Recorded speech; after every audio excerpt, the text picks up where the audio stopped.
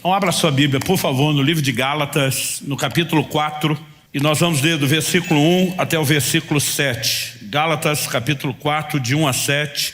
Esse vai ser o texto que vai dar não só o tom inicial, mas o trilho da nossa conversa. Eu quero ler na Nova Almeida atualizada. Gálatas, capítulo 4, de 1 a 7. O texto diz assim: digo, porém, o seguinte: durante o tempo em que o herdeiro é menor de idade, em nada difere de um escravo, mesmo sendo senhor de tudo, mas está sob tutores e curadores até o tempo pré-determinado pelo Pai. Assim também nós, quando éramos menores, estávamos escravizados aos rudimentos do mundo.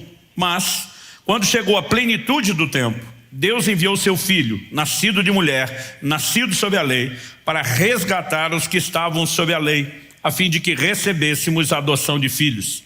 E porque vocês são filhos, Deus enviou o Espírito do seu Filho ao nosso coração. E esse Espírito clama: Abba, Pai. Assim você já não é mais escravo, porém filho. E sendo filho, também é herdeiro por Deus. Amém.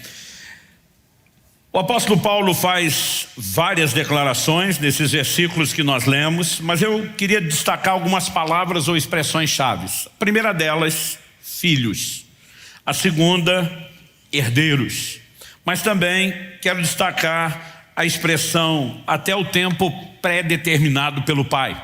Assim como no verso 3, quando ele vai usar a frase assim também nós. O apóstolo Paulo introduz um elemento de comparação, uma alegoria, que muitos discutem se isso era algo cultural ou se era lei no Império Romano.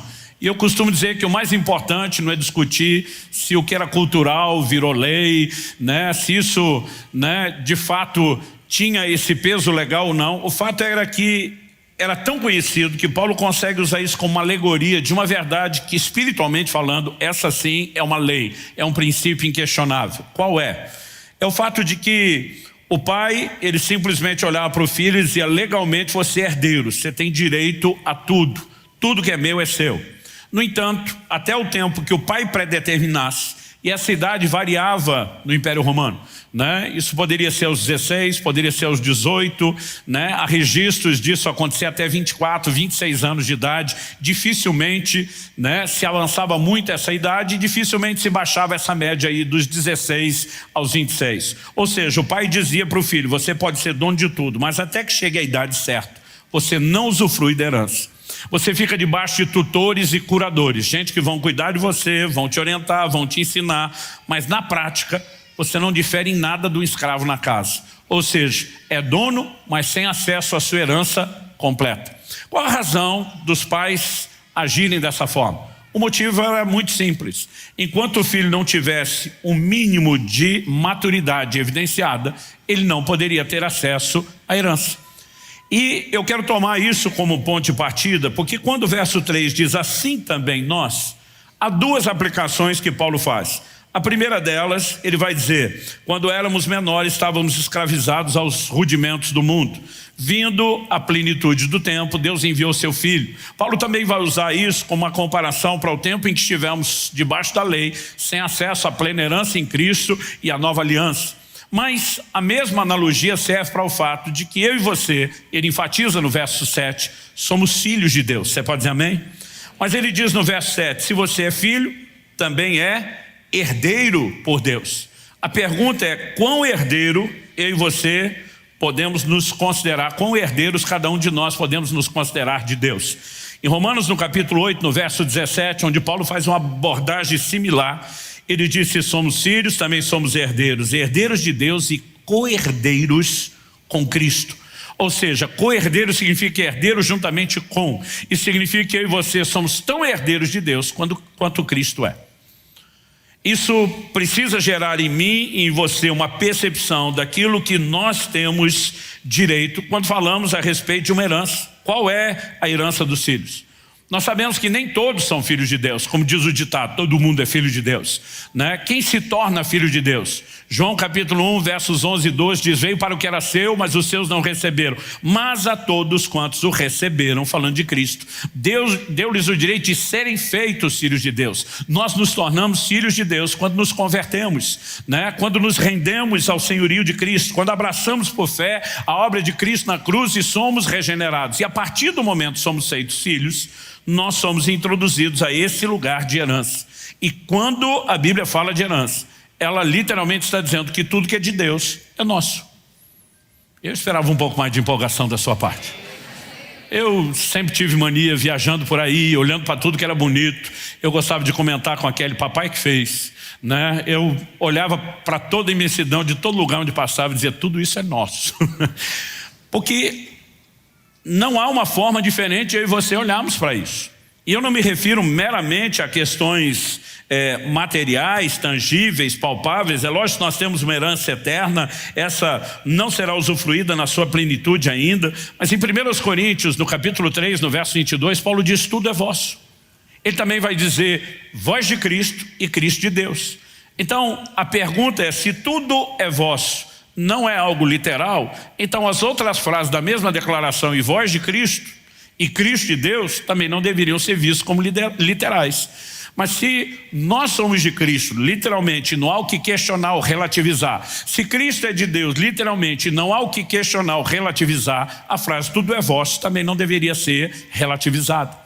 Nós precisamos entender que é um universo, né, de bens, dádivas que Deus nos disponibilizou. O apóstolo Paulo diz que, Efésios capítulo 1, verso 3, que Deus já nos abençoou com toda sorte de bênçãos nas regiões celestiais em Cristo Jesus. Qualquer bênção que você puder imaginar é parte da sua herança.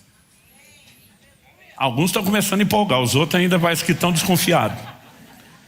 Gente, outro dia alguém falou: não, mas isso está falando de herança futura. 1 de João capítulo 3, verso 2 diz: amados, agora somos filhos de Deus. Agora, a Bíblia diz: somos filhos, somos herdeiros. João diz: e ainda não é manifesto o que havemos de ser. Nós não sabemos qual o nível de upgrade, de atualização, de melhoria que vai ter. Mas a Bíblia diz: agora somos filhos, o que vem depois ainda não está claro. Então nós não podemos relativizar a herança dos filhos somente para o futuro. Mas o que muitas vezes nós não tomamos conhecimento é de que essa falta de percepção do que é nosso nos impede de usufruir aquilo que está à nossa disposição. Eu anos atrás ouvi uma expressão de um pastor com algo que ele se referiu denominando de a teologia do cabrito. O que era a teologia do cabrito?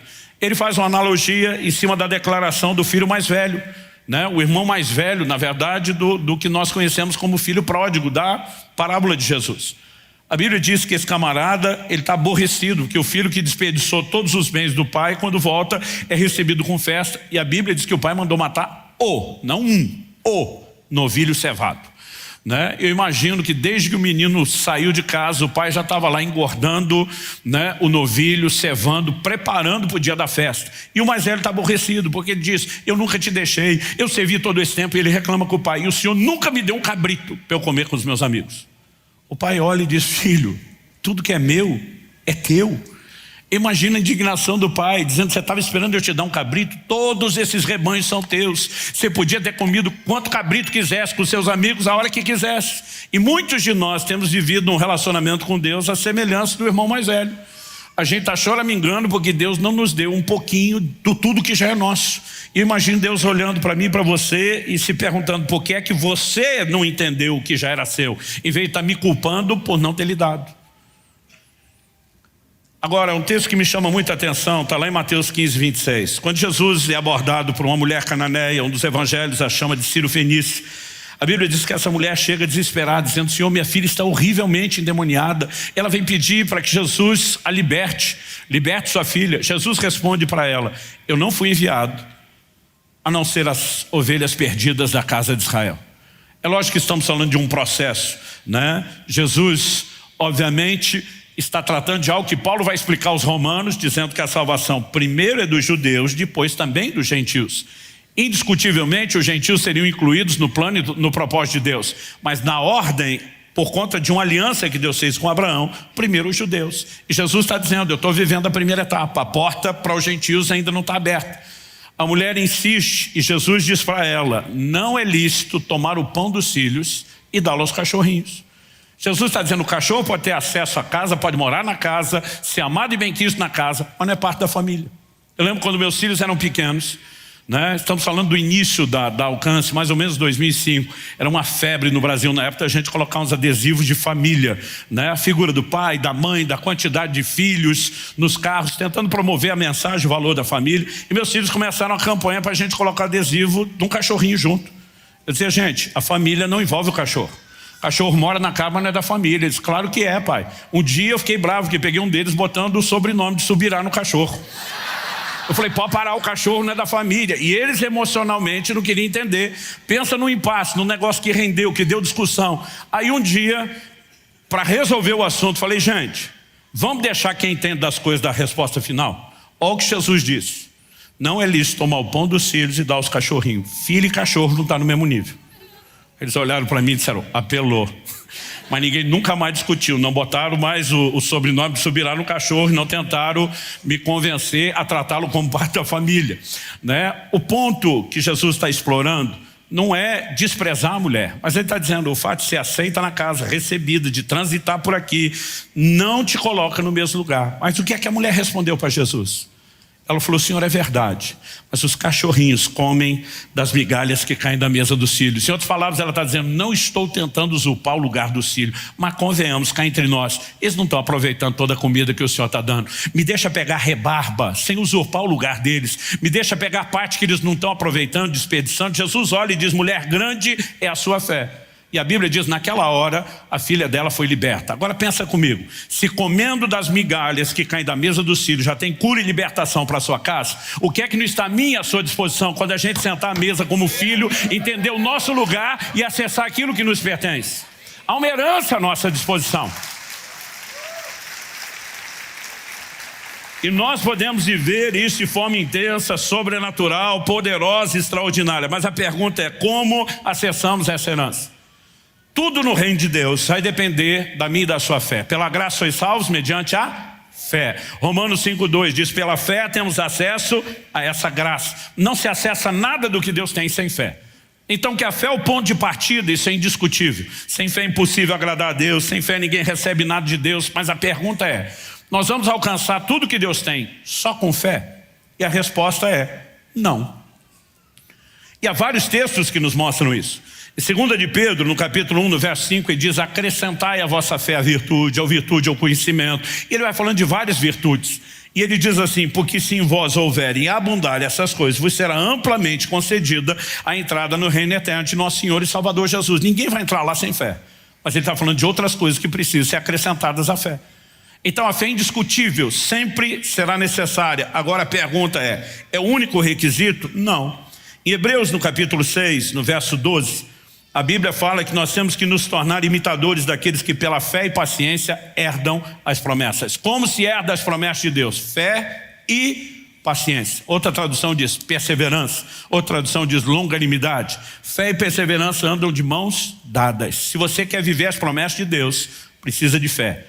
Mas é sempre fé e alguma coisa a mais. Quem está entendendo?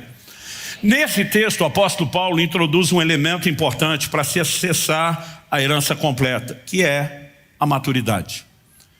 Se eu e você não tivermos maturidade, nós não poderemos acessar a herança completa. Esse é o primeiro tópico que eu quero destacar quando a gente fala dessa herança que devemos buscar e perseguir. Efésios capítulo 4, verso 13 diz: até que todos cheguemos à maturidade. Outras traduções diz a perfeita ou completa maturidade.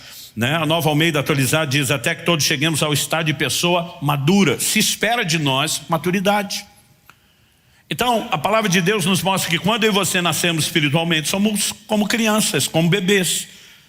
1 de Pedro 2,2 diz que nós devemos desejar o genuíno leite espiritual para que nos seja dado crescimento para a salvação. Então começamos a vida espiritual semelhante a uma criança que entra no mundo como bebês, mas espera-se que a gente se desenvolva. A Bíblia vai falar de vários estágios do crescimento espiritual comparados ao estágio da maturidade na dimensão física. Então a Bíblia vai usar o termo de bebês, de crianças, de meninos, mas fala sobre chegarmos à completa varonilidade, ou seja, o estado de homem feito, de adultos. Paulo, escrevendo aos Coríntios, fala que as crianças se alimentam de leite, mas os adultos de alimento sólido. Então ela usa não apenas as figuras desses estágios do crescimento, mas inclusive questões relacionadas ao comportamento, à alimentação. Paulo diz, quando eu era menino, falava com menino, pensava com menino, agia com menino, mas logo que cheguei a ser homem, deixei as coisas de menino. Seria muito estranho imaginar um garoto de 18 anos alistado para o exército, gritando lá no banheiro, mãe, vem me limpar. Porque espera-se que, à medida que se cresce e amadurece, que alguns comportamentos sejam deixados. Mas a maturidade, ela é necessária também para que se tenha acesso à herança. E Paulo usa esse elemento. Por quê? Sem maturidade, nós podemos botar tudo a perder. Quando você olha a própria parábola do filho pródigo, você tem alguém que tem acesso à herança antes de ter maturidade o suficiente e vai dissipar todos os bens vivendo uma vida dissoluta.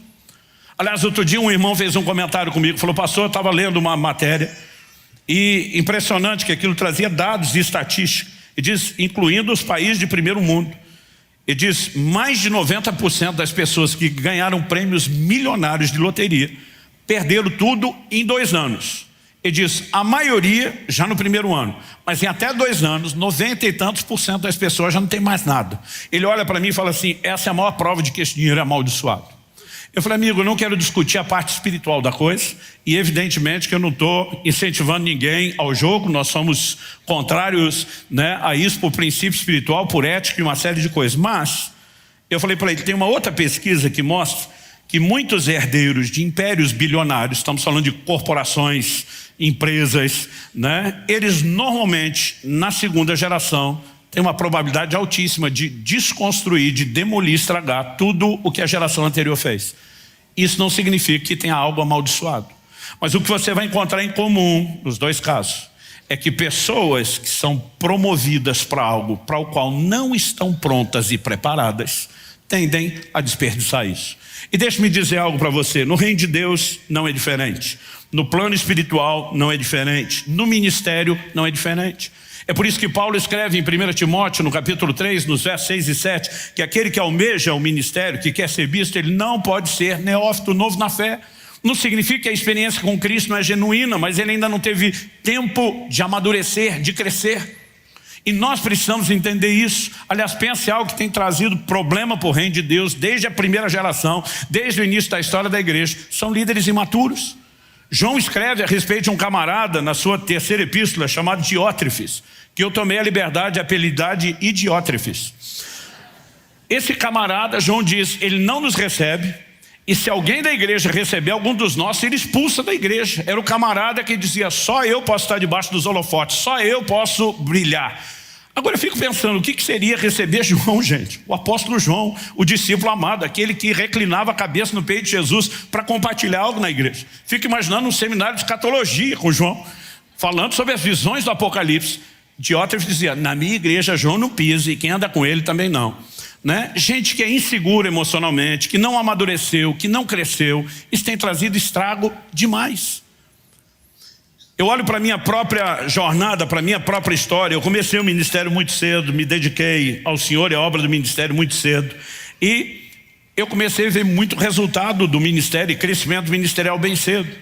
Mas em agosto de 93 eu tive um acidente de carro que me gerou uma crise muito grande. Eu falo muito sobre isso no meu livro O Agir Invisível de Deus.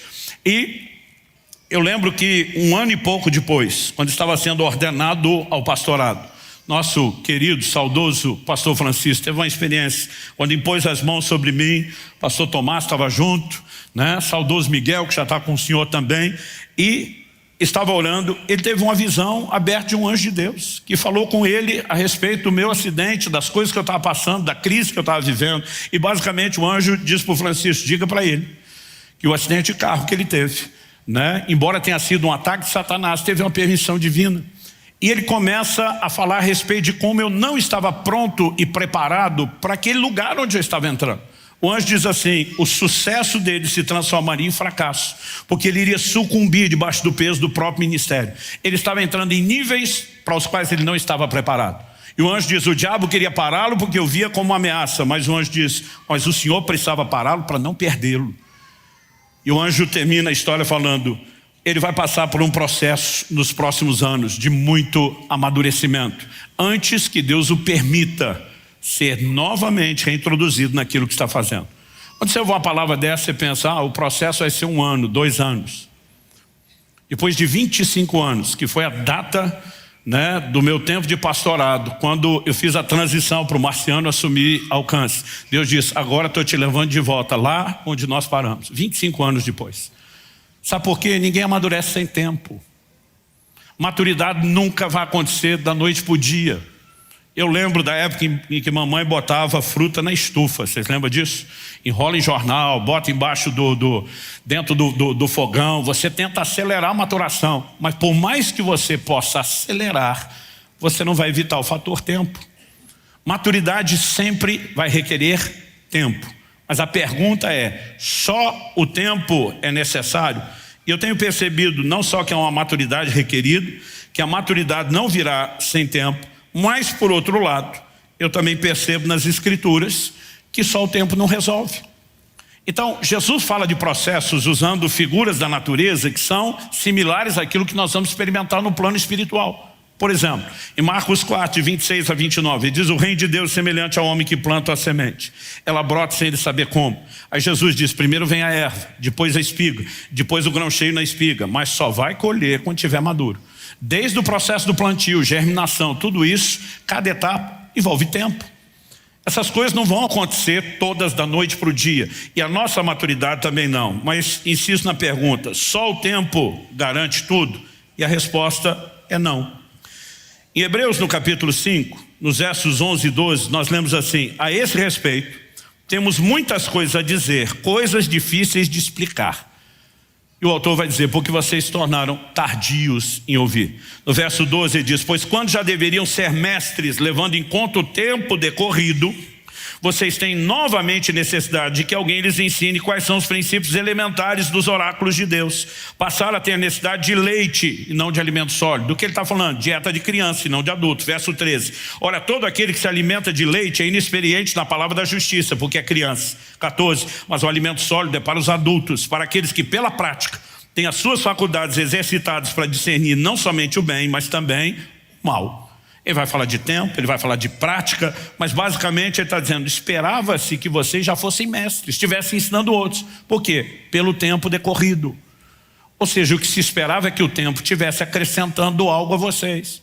Mas não acrescentou, vocês não só não são mestres, como a gente tem que ensinar de novo o beabá, os fundamentos de tudo, porque parece que vocês não absorveram nada. Então, sem tempo não há maturidade, mas só o tempo garante? Também não. Há muita gente que está literalmente perdendo tempo, porque não avança, não cresce e não amadurece. E gente, a conta da falta de maturidade, ela não se manifesta só no plano espiritual. Ao longo de 30 anos de pastorado, depois de muito aconselhamento, né, dado horas investido nisso, principalmente lidando com casais em crise, honestamente, tinha hora que minha vontade era dar uma chupeta para cada um, para marido e mulher, né, e dizer, vocês são 2 crianças, não cresceram. Porque a falta de desenvolvimento emocional é evidente que ela impacta a nossa vida espiritual. E nós percebemos o quê? Essas pessoas tiveram tempo, mas certamente lhes faltou o quê? Alguns processos. Isso é o que eu e você precisamos entender. E eu quero, junto com o ensino, colocar quase que uma espécie de desabafo.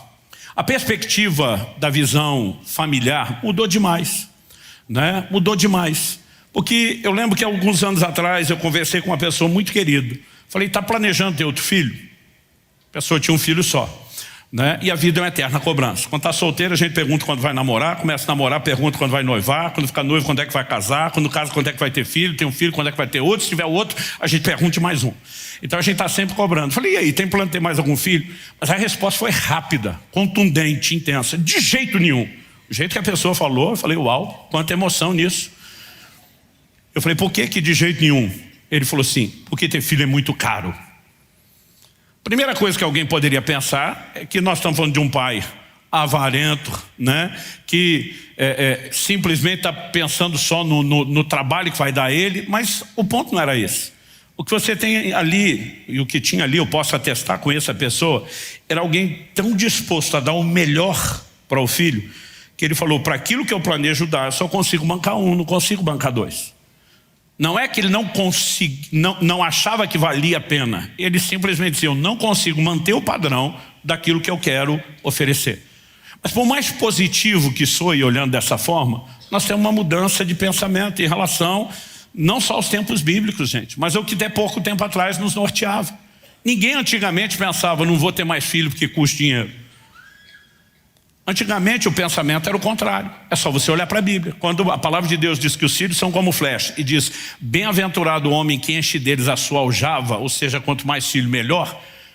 Qual é a lógica aplicada pela própria Escritura? Na sequência o versículo diz assim, não será envergonhado quando tratar com seus inimigos à porta. Quanto mais filho, principalmente agora falando dos homens, nesse caso específico, o camarada tivesse, na hora de resolver a treta com qualquer vizinho na porta, com aquele monte de guarda-roupa atrás dele de braço cruzado e cara de bad boy, mais segura a família estava. Os filhos sempre eram vistos como aqueles que iam acrescentar algo à família. Não era só proteção, produtividade, gente. Hoje a gente pensa que um filho a mais para comer custa mais. Antigamente se pensava de forma oposta. É mais mão de obra para trabalhar a terra, para plantar, para colher, para colocar mais comida na mesa. E qual é a grande mudança de antigamente para agora? É que antigamente se pensava na chegada dos filhos como quem vai contribuir para a família. E hoje nós pensamos nos filhos como alguém que a família vive em função deles. E essa inversão está causando a desordem emocional que vai custar mais caro do que a gente já está conseguindo ver ou mensurar até agora. Eu não preciso ir muito tempo atrás, gente. Vou falar da geração dos meus pais. Meus dois irmãos, o mais velho e o mais novo, eu sou do meio de 3, começaram a trabalhar com 12 anos de idade. Ralava o dia inteiro, pacoteiro de supermercado para ganhar meio salário mínimo. Eu achei que era mais esperto que eles. Falei, nasci para ser empresário, para ser patrão, para ter os meus próprios negócios. Eu ganhava mais dinheiro que eles me divertindo. Literalmente. Eu fazia pipa não só para soltar, eu fazia para vender. E aprendi técnicas do comércio desde bem cedo, fidelizar o cliente, por exemplo. Então o camarada comprava a minha pipa e erguia, eu descia com a minha, com o cerol na linha, cortava e aparava, arrumava e vendia de novo para o mesmo cliente, que já estava satisfeito com o produto anterior. Eu fazia dinheiro me divertindo. Eu sou da época anterior a videogame. O pouco que tinha não era para qualquer um, né? Era um gráfico ruim, caríssimo. Então eu sou o remanescente que ainda brincou, jogou bolinha de gude, rodou peão. Tudo virava negócio, gente.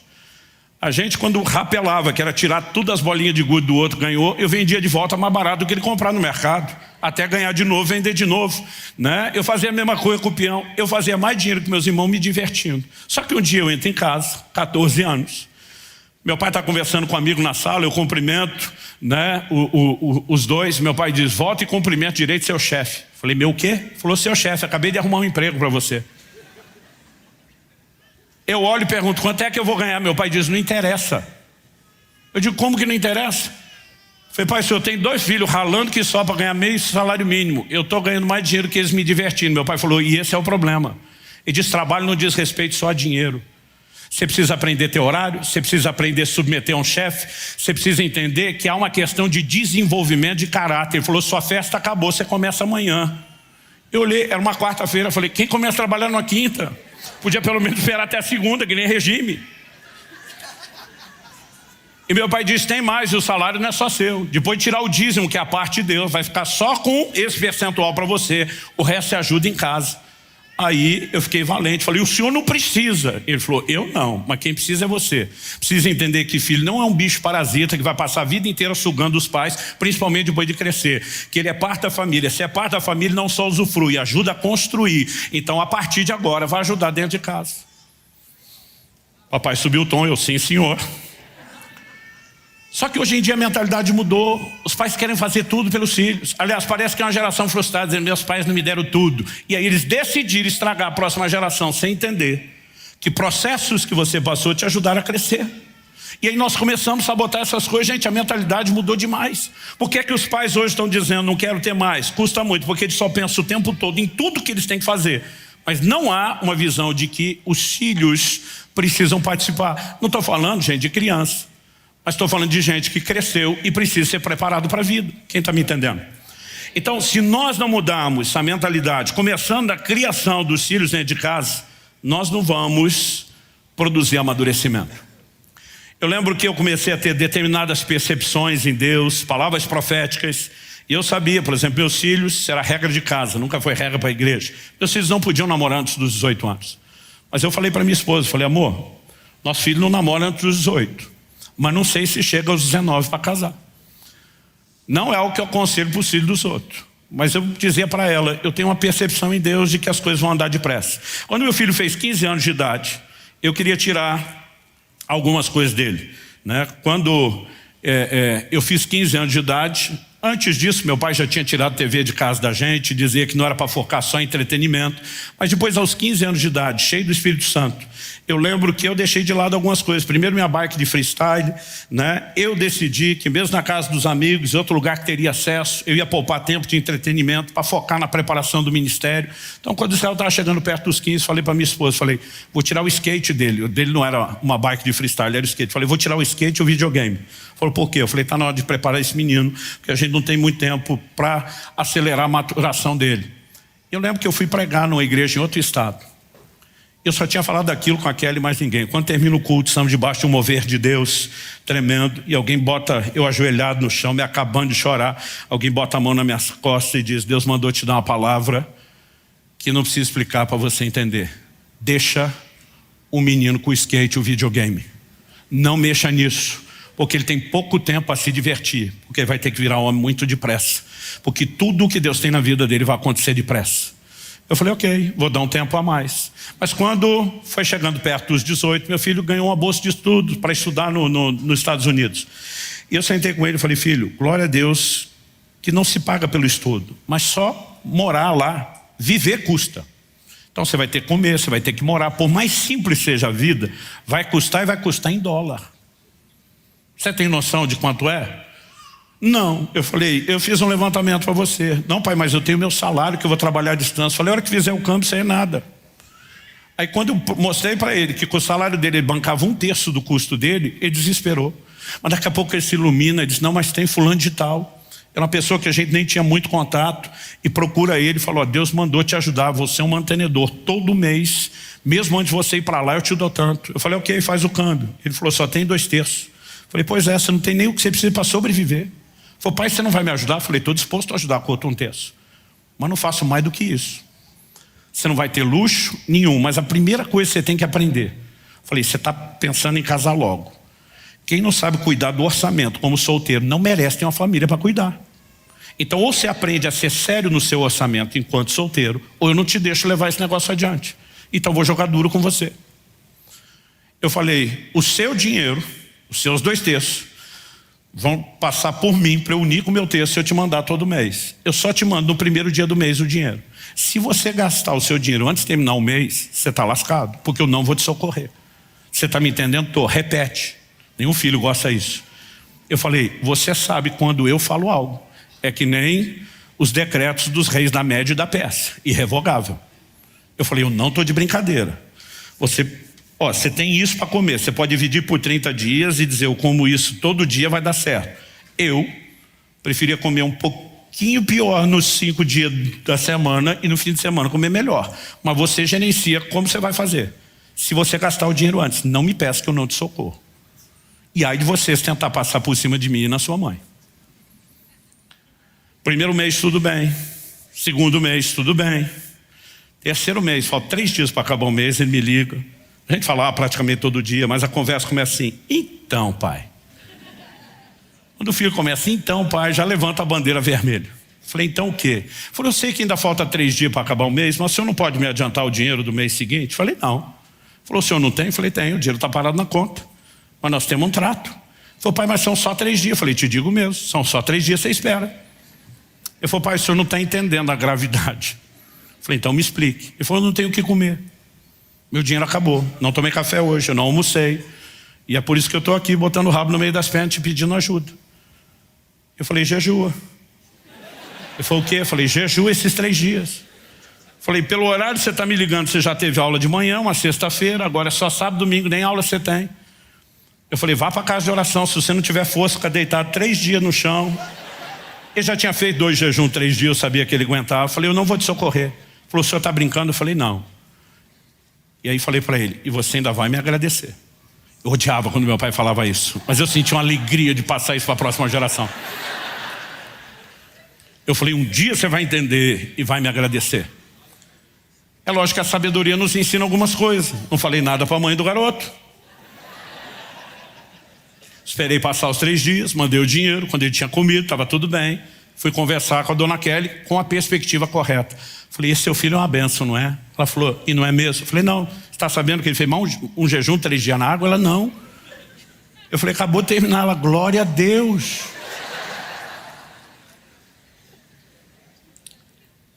Aí, eu falei, tá certo que eu tive uma pequena participação. Ela falou, você é um pai incentivador. Eu falei, então, dessa vez não foi só incentivo, fui eu que mandei ele jejuar. Não, mas quando você tem esses comandos de Deus, é muito importante. Eu falei, não foi comando de Deus não, mandei porque o quê? Ele falou, o que é que você não está me contando? Eu falei, respira, não surta, seu garoto é maior de idade, não é mais um bebê. Lembrou disso? Lembrei. Aí eu contei a história para ela. Eu falei, amor, isso não é cruel só para uma mãe. Isso foi difícil até para mim. Mas eu tive um comando claro de Deus. Se você socorrer ele agora, ele não vai aprender nunca. Ele vai folgar todo mês. Eu preciso forjá-lo, eu preciso transformá-lo num homem. Eu sei o que eu estou fazendo. Eu estou confiante em Deus. Ela falou, mesmo assim é difícil. Por que eu estou dizendo isso? Eu quero pedir um favor a vocês, mães. Se não fosse o amor de uma mãe, nós os filhos cresceriam tudo lesado. Mas assim, lesado em alto nível. Porque Deus fez todas as coisas com sabedoria. E a mãe tem uma capacidade de conforto, de consolo inigualável. Mas mãe, me ouça, tudo que Deus fez foi com sabedoria. Não só o amor e o consolo da mãe. A severidade de um pai é importante no desenvolvimento do caráter e na formação de todos os filhos. E eu quero pedir algo a vocês. Parem de atrapalhar os seus maridos a serem firmes. Porque algumas mães estão estragando os filhos em vez de ajudá-los. Porque estão roubando deles processos de amadurecimento. A maioria de nós teve que lidar com um monte de dificuldade. E a gente acha que os filhos não podem ter dificuldade nenhuma. Estamos colocando eles dentro de uma bolha em vez de prepará-los para a vida. Eu lembro que levou mais ou menos uns 2 anos, 2 anos e meio. Meu filho já estava casado, um dia ele me liga, falou, pai, estou ligando para te agradecer. Falei, agradecer o quê? Você me deve muita gratidão para muita coisa. Eu falei, lembra quando o senhor me fez fazer aquele jejum compulsório? Falei, lembro. E ele falou, e você me disse que um dia eu ia te agradecer. Ele falou, pai, eu estava pensando essa semana, eu não seria o homem de família que eu estou me tornando se você não tivesse me ajudado. Eu também não seria o homem de Deus que eu estou me tornando se o senhor não tivesse me ajudado. Porque depois que esse episódio passou, eu falei, filho, aprendeu a cuidar do orçamento? Ele falou, com certeza, nunca mais vou vacilar. E nunca mais vacilou mesmo, né? Porque a lição foi firme, foi precisa. Tá certo que há perspectivas e perspectivas para se olhar isso. Um dia meu filho recebeu um vídeo que alguém mandou do YouTube, né, com aqueles títulos bem sensacionalista. Pai faz o próprio filho passar fome para ensinar a lição. E disse, que doido, quem faria uma coisa dessa? Ele vai ver, era eu contando a história dele. Eu perguntei para ele, como você se sentiu na hora que nós tivemos uma conversa? Porque nós nunca falamos sobre isso. Ele falou, pai, na hora me bateu a indignação. A primeira coisa que eu penso é, que pai é esse que se recusa a dar comida para o próprio filho? Fala, você não pensou que filho é esse que não ouve o conselho do pai sobre... Ele falou, não, me fiz de vítima. Ele falou, e o sentimento do início foi ruim. Eu falei, como é que você lidou com isso? Foi enquanto eu jejuava e orava muito nos 3 dias. E foi o Espírito Santo falou para mim, não olhe para o seu pai com a lente momentânea das suas emoções. Olhe para o que seu pai tem sido para você a vida inteira. Ele falou, pai, o senhor sempre me amou, o senhor sempre cuidou de mim, sempre investiu em mim, sempre lutou pelo meu melhor. Então aquele sentimento isolado não cabe no resto do que é a pessoa que o senhor sempre demonstrou ser. Então eu decidi acreditar que o senhor sabe alguma coisa que eu ainda não sei e que chegaria o momento de agradecer. Mas eu lembro que a próxima lição que eu falei para ele, falei, filho, por mais que você cuide do orçamento, eu sei que você vai levar a sério isso daqui para frente. Pode ter momentos onde de fato a coisa vai fugir ao controle, imprevistos vão surgir. Eu falei, se isso acontecer, ele falou, posso te ligar? Eu falei, não. O acordo continua o mesmo. Eu falei, quantos milagres você viu? Milagres de provisão dentro de casa enquanto você crescia? Ele falou, muitos. Eu falei, Deus não mudou, filho, é o mesmo. mas está na hora do Deus do seu pai se tornar o seu Deus. E se algo acontecer, você nem ouse me ligar que eu não vou te socorrer. Mas você pode buscar Deus, você pode começar a viver os seus milagres. 2 meses depois, o dinheiro dele aconteceu imprevisto, eu tinha certeza que ia acontecer isso, ele fez de tudo, desdobrou, esticou, mas faltava 2 dias, o dinheiro terminou. Ele não me ligou, só contou a história depois. Ele pensou, quem jejua 3, jejua 2. Mas ele está na metade do primeiro dia do jejum, ele fala, Deus, eu tenho jejuado muito para te buscar por amor, mas não quero fazer isso, obrigado não. Ele falou, eu só fico lembrando do meu pai dizendo que está na hora de eu descobrir o meu Deus e o Deus das minhas provisões. Ele começou a orar, eu quero pedir que o Senhor faça algo, que o Senhor interfira. E eu ainda tinha dito algo para ele. Eu falei, os últimos $10 você nunca gasta. Você nunca sabe o que é que você vai precisar. Uma locomoção urgente, não tem gasolina, não tem transporte. Falei, os últimos $10 é proibido tocar. Então, chegou em 10 você não tem. Isso é uma reserva. E ele tinha $10 no bolso, mas ele estava levando aquilo a sério. E ele começou a orar e dizer, eu quero que o Senhor faça algo, porque eu não vou desrespeitar meu pai, então eu não tenho esses $10. Enquanto ele estava orando, aquela oração foi aquecendo, pegando fogo, o coração dele foi fervendo. Teve uma hora que o Espírito Santo falou para ele, vá para a cafeteria agora. E ele simplesmente levanta, sai da sala de oração, vai para a cafeteria, pega a fila, todo mundo está sendo atendido, ele pensando, o que eu vou fazer na hora que chegar a minha vez, porque eu não posso gastar os $10. Quando finalmente a última pessoa está sendo atendida antes dele, o camarada vai pagar a conta quando termina o pedido, olha para ele, olha para o caixa, olha para ele de novo e fala em voz alta, meu filho ouvir, nunca se viram na vida. Tudo que esse menino pegar é por minha conta. Eu estava para largar um glória a Deus e meu filho disse que falou assim, não cara, que isso? Falei, filho, pelo amor de Deus, tu entra na fila sem dinheiro, pedindo que eu faça algo e fala, não, que isso? Ele falou, pai, eu nem sabia o que ia acontecer, eu não estava preparado para aquilo, fiquei sem graça. Mas o cara ficou insistindo, não, eu vou pagar, Deus colocou no meu coração, eu vou pagar a sua comida hoje, meu filho. Não precisa, o cara insistiu tanto, o que você quer? Eu falei, não, tá bom, então só um café. Aí ele falou, você não veio aqui só para tomar um café?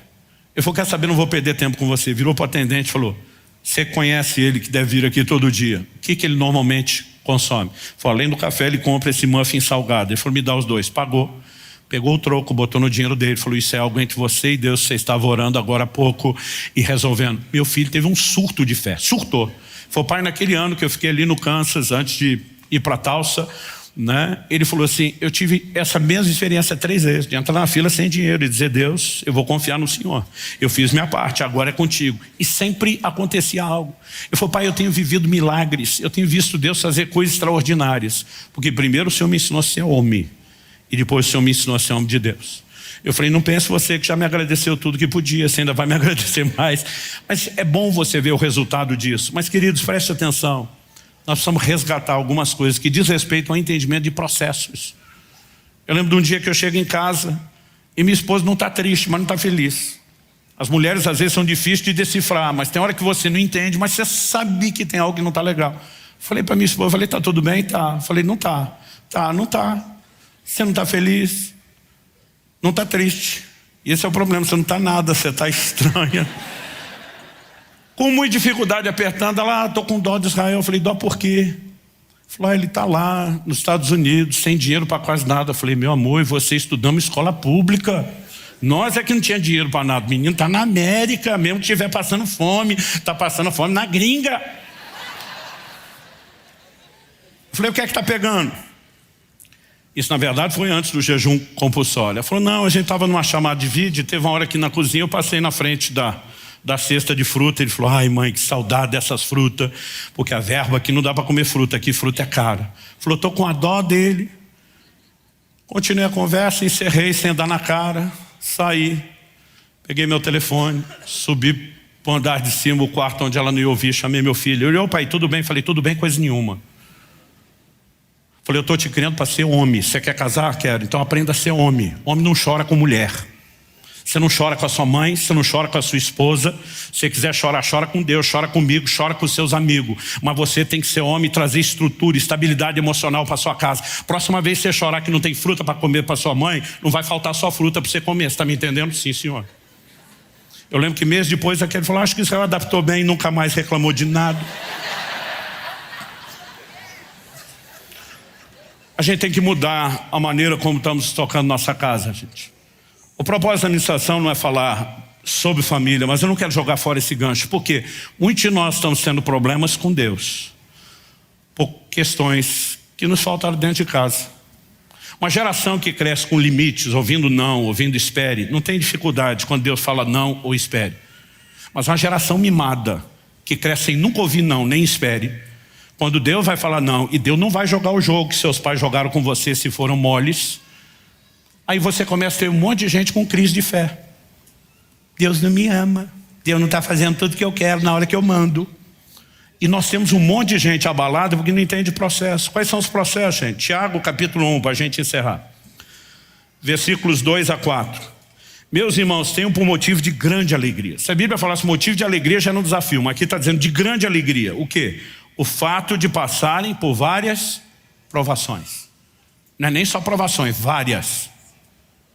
Motivo de grande alegria passar por várias provações. Por quê? Sabendo que a provação da fé que vocês têm produz perseverança. O texto continua e diz, ora, perseverança deve ter ação completa para que vocês sejam perfeitos e íntegros, sem que lhes falte nada. Meu querido, se eu pudesse entrar numa hipotética máquina do tempo, voltar atrás, arrumar, mudar tudo na minha vida que eu quisesse, eu posso te dizer hoje com toda certeza, eu não escaparia de nenhuma dificuldade que eu passei. Porque foram elas que me forjaram, foram elas que me fizeram crescer, amadurecer. Elas foram processos de Deus. E muitas vezes o desespero, a aflição que a gente está, a falta de alegria, é porque a gente já sabotou tanto isso dentro da própria criação, onde nós não temos nem perspectiva para que Deus possa usar. Aliás, quando o camarada está lendo lá que Deus nos corrige como o pai corrige o filho a quem ama, tem gente que nem consegue entender mais perspectiva de amor. Porque a correção está desaparecendo da casa de muitos. E nós perdemos completamente a capacidade de entender, de relacionar com Deus e de corresponder com Ele por outro lado. Então me deixa recapitular. Nós somos filhos, como filhos somos herdeiros. A herança é muito maior do que nós podemos mensurar. Mas para ter acesso a ela, nós vamos precisar de mais do que fé. Vamos precisar de maturidade. Maturidade não virá sem tempo, mas também não virá só com tempo. Vai requerer processos. E nesses processos, nós vamos experimentar. Eu lembro quando era criança e às vezes acordava reclamando de dor. Minha mãe explicava que eram as dores do crescimento. Durante muito tempo achava que isso era mito. Depois descobre que é verdade. A criança tem uma hora que acelera o crescimento, está literalmente esticando. E vai ter, inclusive, dores físicas. E há momentos que no plano espiritual, eu e você vamos sentir algo parecido. Jesus usa uma outra analogia, diz que quando chega a hora da mãe dar a luz ao filho, ela sente tristeza. Mas logo depois ela não vai lembrar da tristeza, por causa da alegria de abraçar o filho que chegou. Há momentos onde nós vamos passar por provas e elas vão gerar desconforto. Mas quando eu e você chegarmos no resultado final, nós vamos descobrir que nós saímos melhores do que entramos. Mas esse amém não foi ainda empolgado. Deixa eu tentar te convencer. Os 3 amigos de Daniel, Ananias, Misael e Azarias, são lançados na fornalha. A Bíblia diz que quando eles saem com uma intervenção divina, não tinha cheiro de fumaça, não tinha queimado um fio de cabelo. A Bíblia diz que o fogo não teve poder sobre eles. Nada havia queimado, exceto uma coisa. Qual foi a única coisa que queimou? O rei Nabucodonosor, Daniel 3, 24 e 25 diz, nós não lançamos 3 homens amarrados dentro do fogo. O povo está em volta e diz, é verdade, rei. Diz, mas eu vejo 4. Tinha um a mais, você sabe muito bem quem era. Ele diz, eu vejo 4 homens soltos, andando pelo meio do fogo. A única coisa que o fogo teve o poder de queimar eram as amarras que os prendia. Deus não envia a prova para destruir você. Deus usará a prova para destruir aquilo que te prende, aquilo que te impede de crescer. E quando eu e você saímos, não vai ter cheiro de fumaça, não vai ter lembrança, mas também não vai ter mais amarra. Lucas 22, 31 e 32, Jesus tem uma conversa estranha com Pedro, como diria o carioca, sinistra. Jesus disse para Pedro assim, Simão, Simão. Aliás, toda vez que eu chamo alguém pelo nome 2 vezes seguidas na Bíblia, e você vai encontrar isso 7 vezes, sempre o que vem na sequência é uma crise. Jesus disse, Simão, Simão, Satanás pediu para peneirar vocês como se peneira o trigo. Você imagina se isso é uma conversa que você tem com Jesus? Quão agradável. Ó, o diabo está querendo passar a peneira nos 6 para ver o que é que sobra. Aí imagino Jesus fazendo uma pausa dramática e o Pedro: Jesus, o senhor não ia deixar, né? Aí Jesus está quieto e o Pedro: Jesus, o senhor não ia deixar. Aí Jesus olha para o Pedro e diz: Simão, eu roguei por ti, para que a tua fé não desfaleça. Traduzindo: permissão concedida, Pedro. A peneira vai comer solta. Mas isso não significa que eu esteja abandonando você. Eu sigo intercedendo por você. Mas Jesus disse para ele: quando tu te converteres, fortalece os teus irmãos. Ele está dizendo: você vai sair dessa melhor do que entrou. Eu não vou te poupar do desconforto. Aliás, essa foi a frase que meu filho usou quando ele ligou para me agradecer. Ele falou: pai, se o senhor tivesse me poupado do desconforto do processo, o senhor teria me roubado o resultado do amadurecimento. Jesus olha para Pedro e, em outras palavras, está dizendo: eu não vou te poupar do desconforto do processo, porque eu estou mais interessado no resultado do processo, que será o amadurecimento. Vamos ficar em pé para parecer que está acabando?